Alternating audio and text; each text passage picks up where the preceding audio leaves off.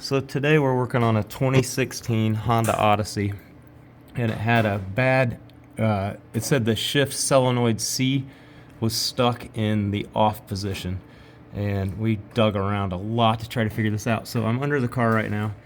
There's the hose that goes into the radiator. There's some frame.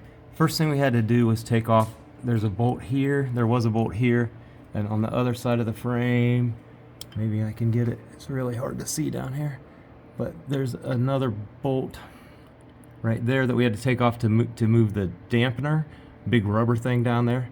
And then what I have here, this is my magnetic tool. I have the magnet stuck on the solenoid, just so I can find it. My son is working at it from the top, but that is shift solenoid C right there. I don't know if that helps anybody for reference to be able to find it. Now we're still trying to figure out how to get the electrical connector off because it is so tight down here, and we'll be back.